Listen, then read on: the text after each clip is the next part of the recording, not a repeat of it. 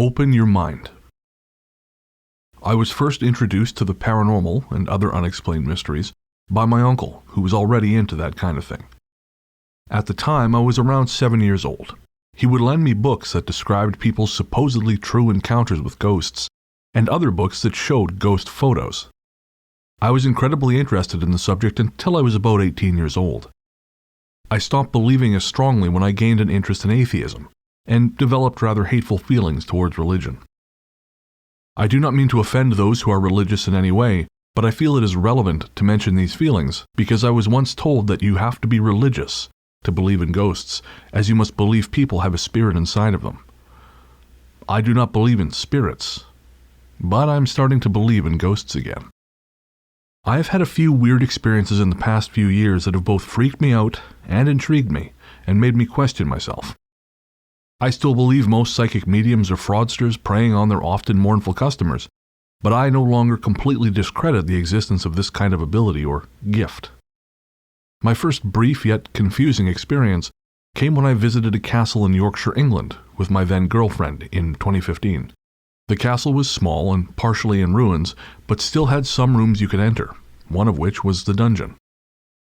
Now, it seems stereotypical that someone could be freaked out by a dungeon, but I have visited dozens of castles in my life, and none had done this to me before. I entered the very small dungeon, a red brick room with a single pillar as its centerpiece.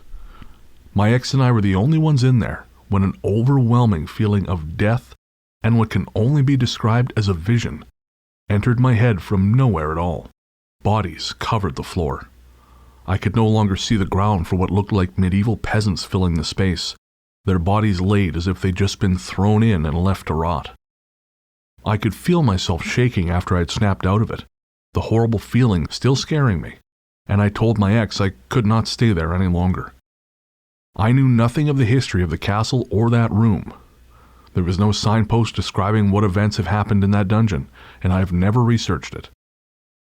The confusion of that day alone still makes me shiver, and I don't know if I could go back, although curiosity does tempt me sometimes. I told my ex that I had felt the presence of death in that room, but did not tell her about the vision. That felt more like a memory that didn't belong to me. We lived together at the time, and our house was in an old town in an area famous for its mining history. It was a rather typical end-terraced house, nothing particularly spooky about it. After the event at the castle, I started feeling strange things at home. It felt as if another family was sharing our house with us. I didn't tell my ex at first, as she was easily scared. A couple of weeks went by until something else happened. I had a vision in the house. I was sat up in bed one night, waiting for my ex to finish showering when it happened. I saw a young girl stood looking out of the single bedroom window from where I was sitting. She looked to be about 7 years old, had dark hair down to the bottom of her neck, and she was wearing a white nightgown. I don't recall if I saw her feet. The exact moment I saw her, the name Lucy completely filled my head. I had no control over it. I was wide awake when I experienced this, and like the time at the castle, it felt like I was remembering someone else's memory. It was playing like a video in my head simultaneously with what I was seeing in present time. The whole room didn't change to suit her era of dress. She appeared amongst our household objects. Once again, I snapped out of this foreign memory, and then my ex entered the room. I said nothing at that point in time, but I did eventually tell her a few days later. She got into bed and we put the lights out to sleep. As soon as the light went out, I felt like I could sense the girl was still at the window. And a few minutes later, I felt like she turned and walked around the bed and stood right beside me, facing me, as I lay on my side facing the wardrobe. As soon as she turned, she vanished. This was all in my head, and I never saw anything physical, but I had never felt a feeling like that before. I felt this girl's presence every night up until I eventually moved out when I split up with my ex. Every night the girl did the same thing in my head, looked out of the window until I turned on my side, then walked around the bed before vanishing. The only other time I had a vision was when I saw her sitting halfway up our stairs as I passed by them in the hallway, a couple months after first seeing her. I also got feelings, not visions, of the possibility of her being a twin, and of a horrible woman who shouted up the stairs. I never saw them, though.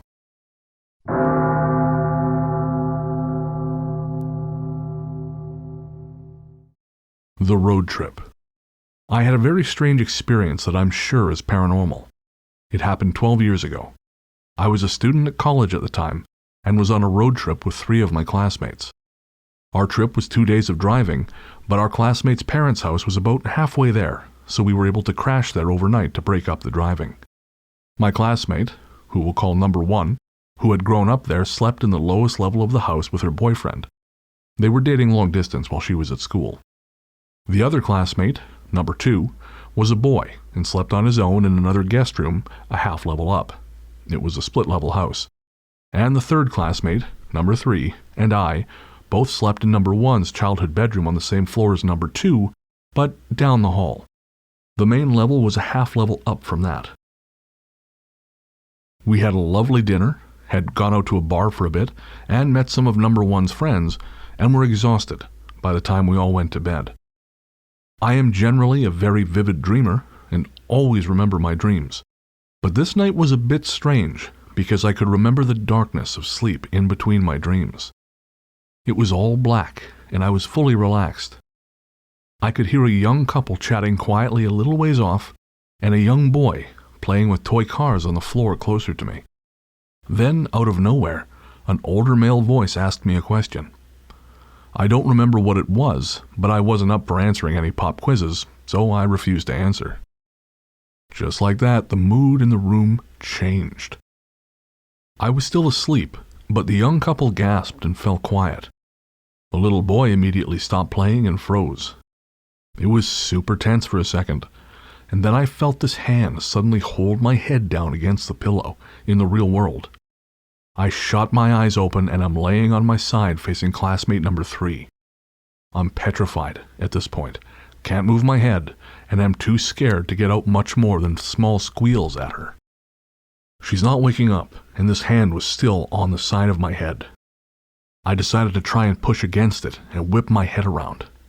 I did that, it worked, and I turned in time to catch a dark figure of an older man with a bowler hat, a cloak, wrinkled face, and white hair. In a flash, he floats up toward the top corner of the room, and I don't see him anymore. I quickly rolled over and woke up number 3. I was pretty frantic and didn't explain much, but she got that something had happened and was nice enough to let me sleep right next to her. Fortunately, I fell back to sleep pretty easily. The next morning, I told everyone what happened. They were all surprised, but supportive. The road trip continued, we made it, finished up after a long weekend at our destination, and turned around to come home. We stayed at number 1's parents' house again, but this time I slept in their living room on the main floor. No incidents. The next day we're driving again. I'm at the wheel, and number 1 was in the front seat with me. She said, "I didn't want to freak you out before, but I used to have weird things happen to me in that room too. Things would fall off my shelves, my door would close for no reason, or I would have the feeling of something tapping my shoulder."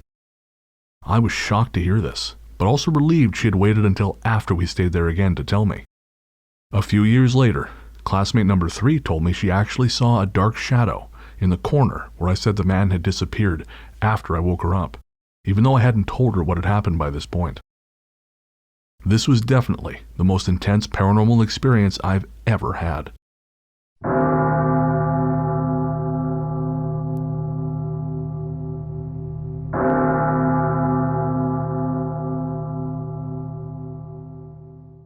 The Hitcher. This is my brother's story. Last October, he took Bilbo, his dog, up north to visit our relatives. It was getting close to midnight when he came home, and it had gotten real dark outside. The entire drive there, Bilbo had been quietly resting in the back seat. It was getting dark when they were on the road back home. My brother had his radio on and tried to keep himself awake. He got close to a small town called Westfield, which is a very popular rest stop. It looks western-like. He noticed there were no other cars out except his.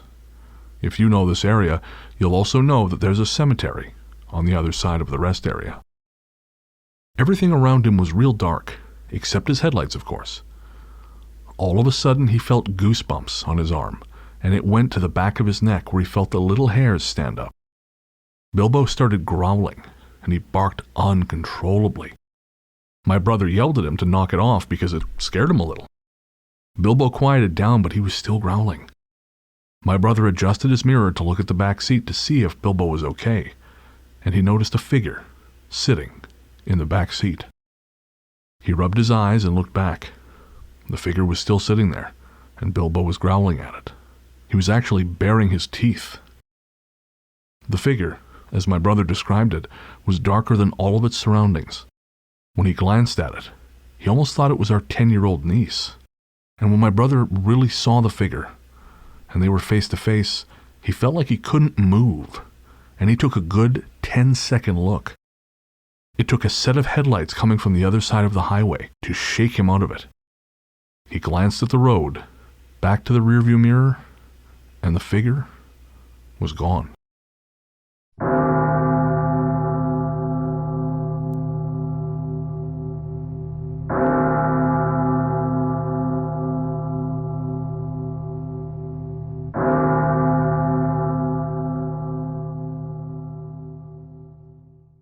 Book of the Dead is a Ghost Story Guys production, narrated by Brennan.